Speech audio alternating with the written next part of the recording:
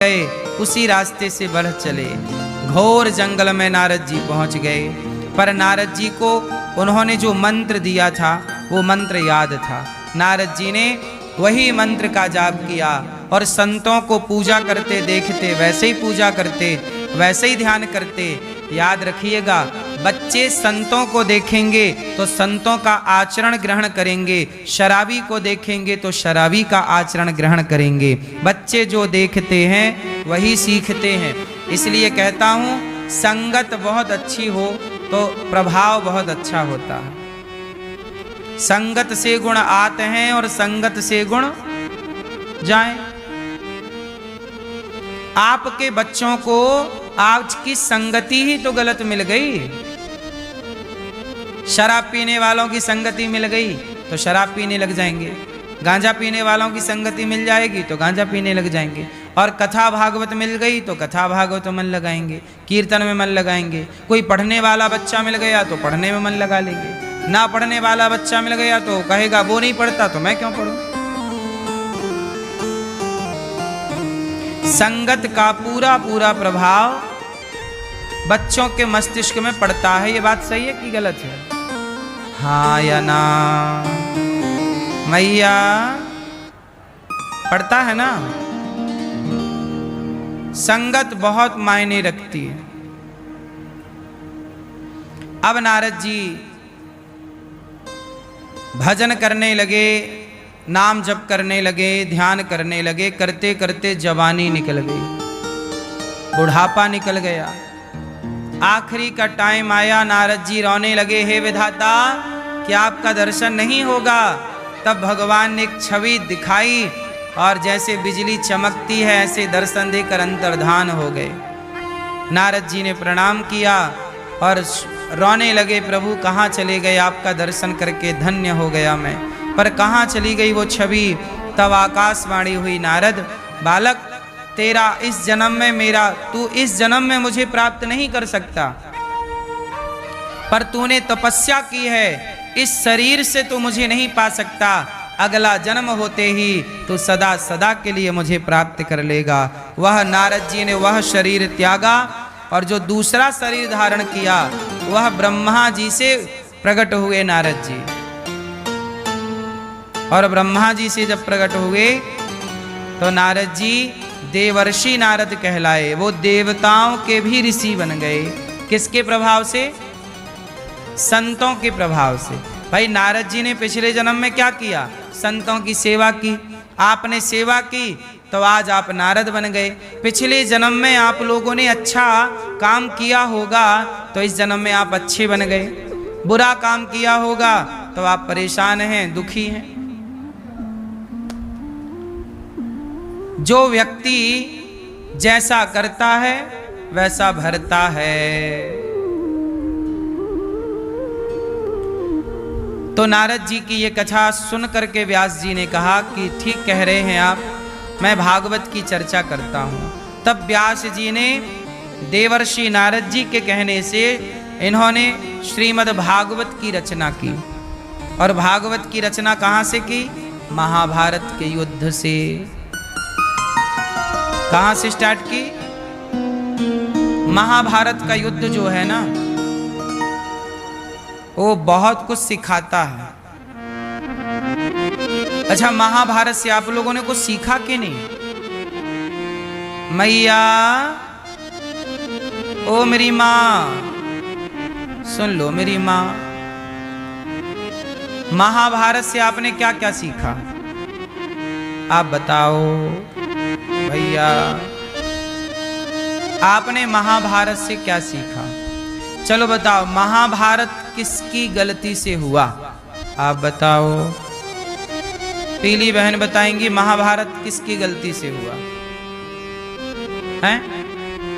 आपके बगल वाले भैया से पूछो, हैं? जोर से आप बताओ। धृतराज, आप बताओ। द्रौपदी, किसकी गलती थी? एक का नाम बताओ। द्रौपदी, किसकी गलती है? कौरव, ठीक है, कौरव तो 100 थे, एक का नाम बताओ। आप बताओ बेटा, पूरा महाभारत किसकी गलती से हुआ? भीम, भीम, भीष्म पितामह, मैया। महाभारत किसकी गलती से हुआ है? नारी का अपमान किया। हाँ हाँ सही कह रहे हैं आप। तो किसने किया था? दुर्योधन। ठीक है, आप बताओ। द्रौपदी, द्रौपदी की गलती से महाभारत हुआ। क्या गलती थी द्रौपदी की? दुर्योधन को बोल दिया था अंधे का बेटा अंधा, इसके कारण महाभारत हुआ। तो ये कहां पढ़ा आपने, कहां लिखा है अंधे का बेटा अंधा बोला द्रौपदी ने? नहीं, पूरे महाभारत में ये कहीं नहीं लिखा। ये टीवी सीरियल में बोला गया है। द्रौपदी ने ये बात बोली ही नहीं पूरे महाभारत में कहीं भी। पहली बात तो ये बोली नहीं। दूसरा, यदि बोला भी कि अंधे का बेटा अंधा, तो इसके बदले का मतलब ये नहीं कि हमने आपको कुछ कह दिया तो क्या उसके बदले में आप हमें सभा में खड़ा करके निर्वस्त्र करोगे? क्या दुर्योधन की ये हरकत सही थी कि भरी सभा में द्रौपदी को पकड़ना, बाल पकड़ के खींचना, फिर उसे नग्न करना, निर्वस्त्र करना?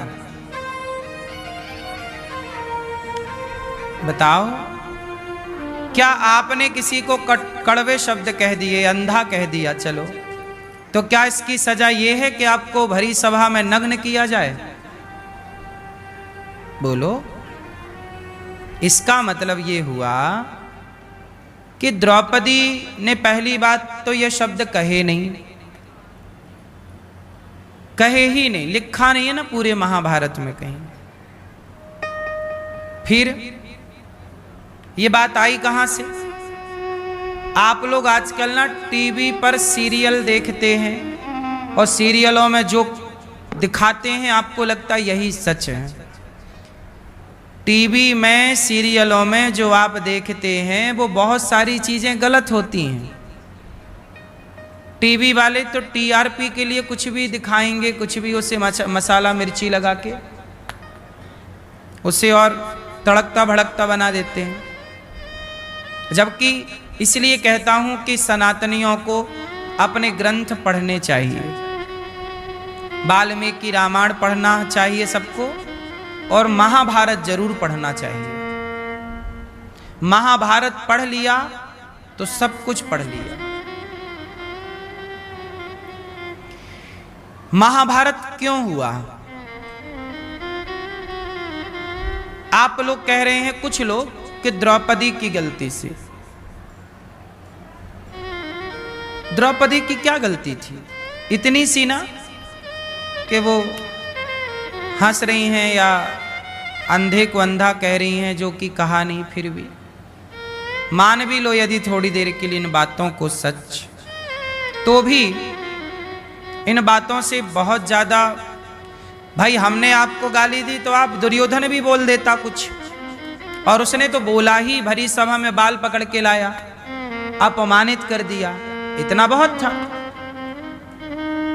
इसका मतलब ये तो नहीं कि अब चल दुशासन कपड़े उतार, और कपड़े उतार के मेरी गोद में लाके बिठा, जंघा पे लाके बिठा, ये तो सब गलत था। इसलिए पूरे महाभारत का जिम्मेदार है दुर्योधन। और दुर्योधन भी नहीं, दुर्योधन का लालच, और दुर्योधन का लालच भी नहीं, धृतराष्ट्र का पुत्र मोह, और धृतराष्ट्र का पुत्र मोह भी नहीं, पितामह की चुप्पी, और पितामह की चुप्पी ही नहीं, गांधारी जैसी माएं जब अपने पुत्र की गलतियों पर पट्टी बांध लेती हैं आंखों में, तब तब महाभारत का जन्म होता है।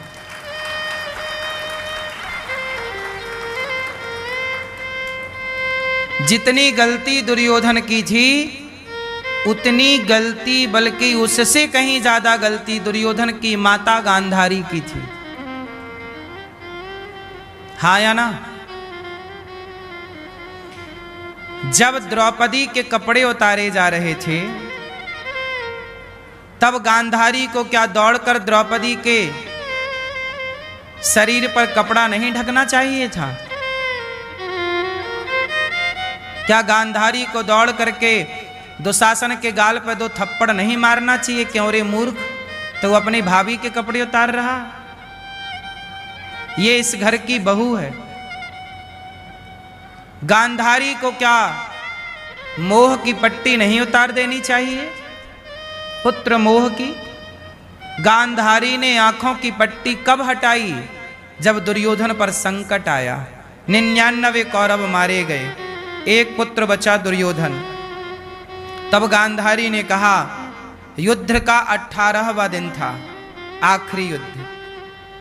अब दुर्योधन भाग रहा है, पानी में घुस गया। भीम को पता चला कि यहां घुसा है। उसके पहले गांधारी ने कहा कि दुर्योधन, तू कल सारे कपड़े उतार के आ जाना, मैं तुझे निर्वस्त्र देखूंगी तो तेरा शरीर वज्र का हो जाएगा, क्योंकि मैं एक पतिव्रता नारी हूं। मेरी दृष्टि यदि तुझ पर पड़ेगी तो तेरा शरीर क्या हो जाएगा? वज्र का। गांधारी ने आंखों की पट्टी हटाई है, पर किसे बचाने के लिए? दुर्योधन को बचाने के लिए। काश आंखों की पट्टी द्रौपदी को बचाने के लिए उतारी होती गांधारी माता ने, तो यह महाभारत ही ना होता।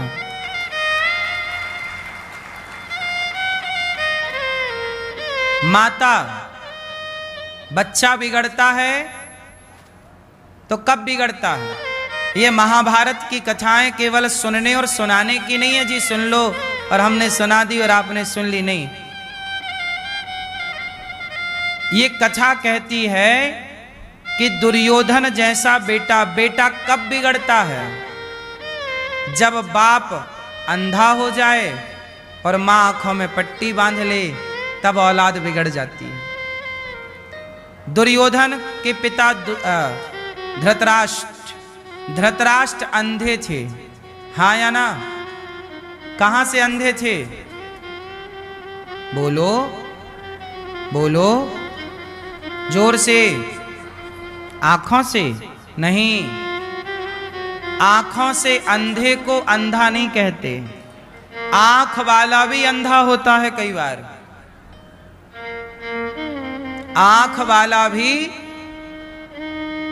वाला भी कई बार अंधा होता है। इसलिए आंखें नहीं थी, इसलिए ये नहीं कहा जा सकता कि ये अंधे हैं।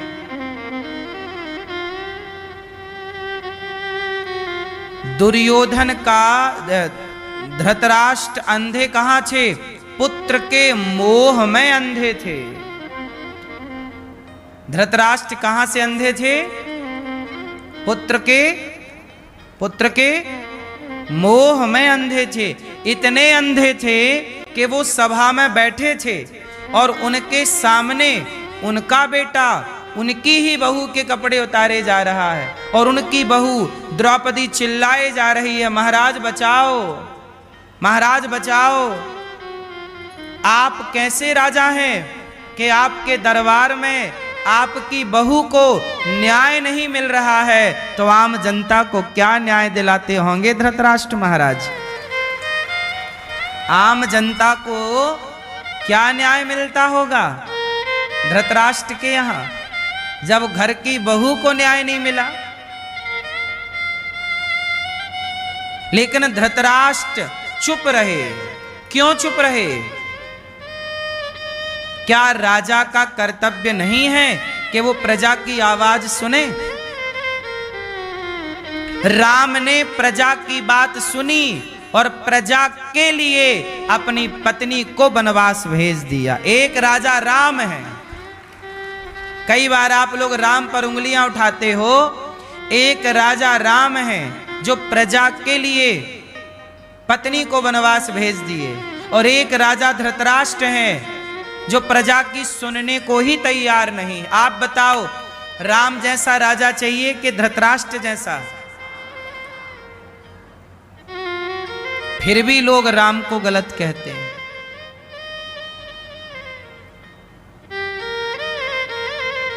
क्यों? फिर भी लोग गलत धृतराष्ट्र को नहीं, द्रौपदी को कहते हैं।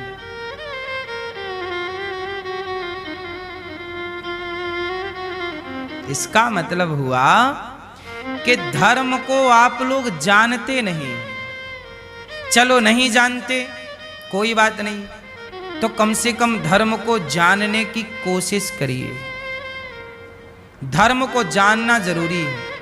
क्या धर्म है, क्या अधर्म है, बस इतना जान लो। यदि आप इतना जान गए कि क्या धर्म है, क्या धर्म है, तो आप सुखी हो जाओगे। आप दुखी इसलिए हो क्योंकि आप जान नहीं पाए कि धर्म क्या है और अधर्म क्या है। जो अधर्म है आप उसे धर्म मान बैठे।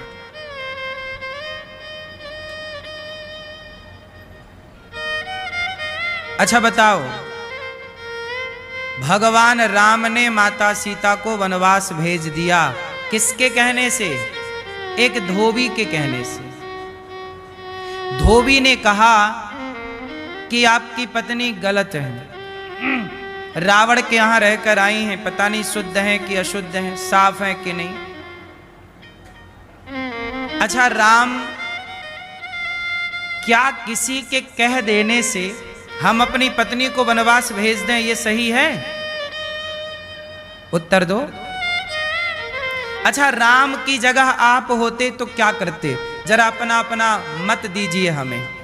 आप बताओ, राम की जगह आप होते और आपकी पत्नी रावण के यहां रहकर आई होती, और धोबी कह रहा होता कि आपकी पत्नी तो रावण के यहां रहकर आई, पता नहीं शुद्ध है कि अशुद्ध है। आप राम की जगह होते तो आप क्या करते? उत्तर दीजिए फास्ट। पत्नी को वनवास भेजते कि नहीं? नहीं भेजते। ठीक है, यदि आप होते राम की जगह तो भैया कह रहे हैं कि मैं पत्नी को वनवास नहीं भेजता। चलो ठीक है, आप नहीं भेजते, तो फिर समाज तो ये कह रही थी ना कि हम सीता को रानी के रूप में स्वीकार नहीं करेंगे। फिर क्या करते आप? भाई आप राजा है ना, राम राजा है, और राजा का धर्म है कि वो प्रजा की बात सुने। तो आप क्या करते? परिवार की बात सुनते पर प्रजा को इग्नोर कर देते। यही करते ना आप? बोलो, यदि आप प्रजा को इग्नोर करते तो आप एक आदर्श राजा कैसे बनते? फिर आज भी कहा जाता है राम राज्य की कल्पना। फिर आदर्श राजा कैसे? फिर तो आप परिवारवाद वाले राजा हो गए ना। क्या आप परिवार को लेकर चलना चाहते हैं? आपको प्रजा से कोई मतलब नहीं, प्रजा कुछ भी कहती रहे। बताइए क्या करते? चलो छोड़ो भैया, आप बताइए, राम की जगह आप होते क्या करते? पत्नी को वनवास भेजते या नहीं? उत्तर फास्ट, इतना ना सोचो, सब पता है आप लोगों को। वनवास ना भेजते पत्नी को? ना भेजते, ठीक है, बिल्कुल ना भेजते, आप अच्छे पति हो। फिर क्या करते? समाज में ये हल्ला मचा रहता कि सीता तो अपवित्र है, सीता तो अपवित्र है। फिर आप सुन लेते अपने कानों से अपनी पत्नी के बारे में, जब उनके चरित्र पर आपके सामने लोग उंगली खड़ी करते,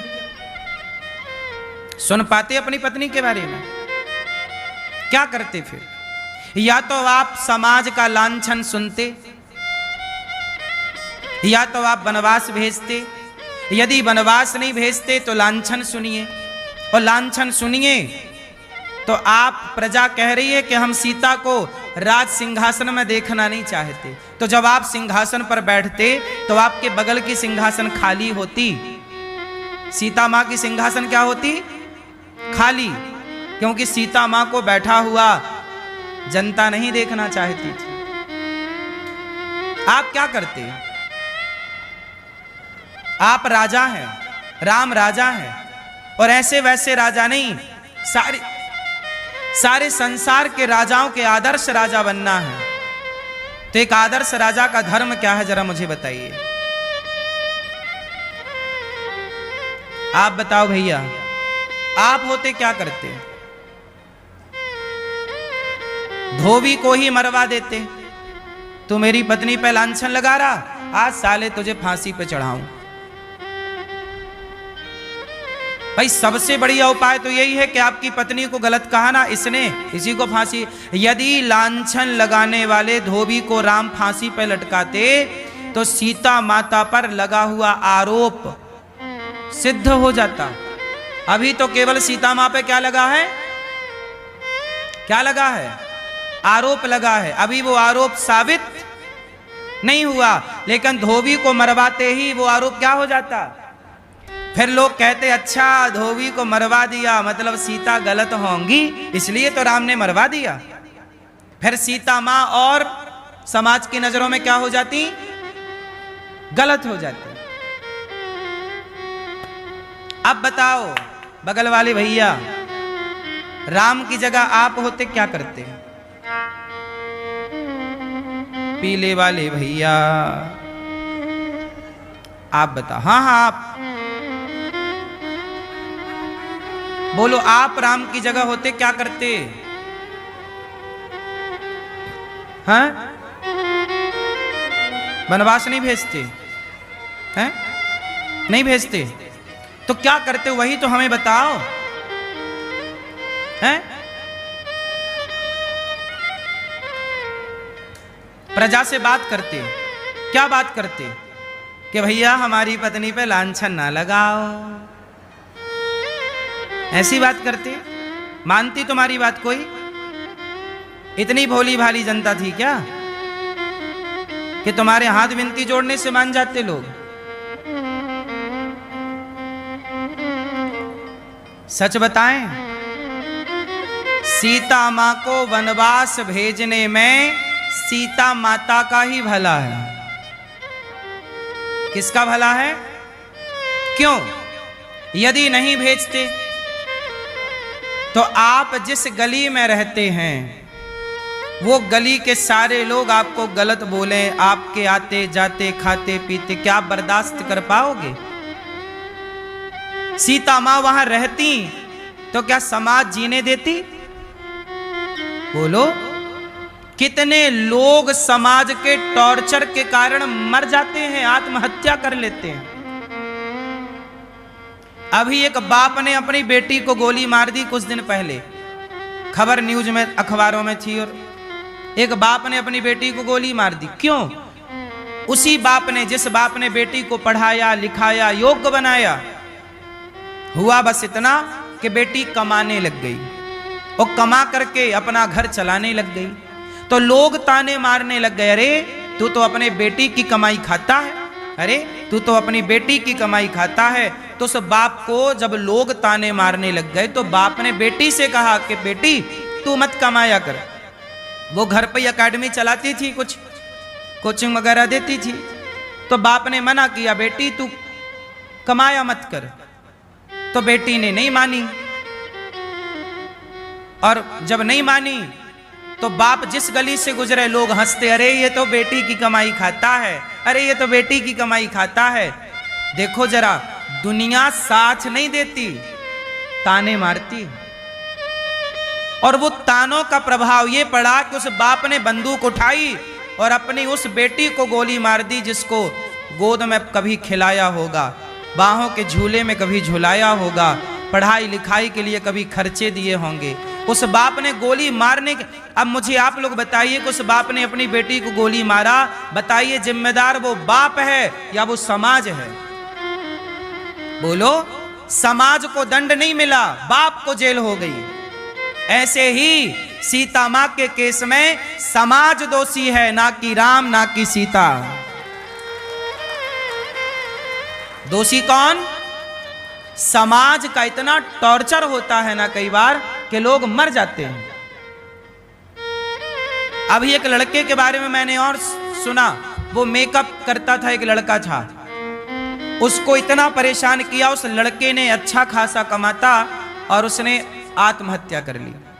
केवल लोगों ने उसे गलत गलत बोला, केवल समाज के टॉर्चर के कारण। तो हत्यारा कौन है साहब?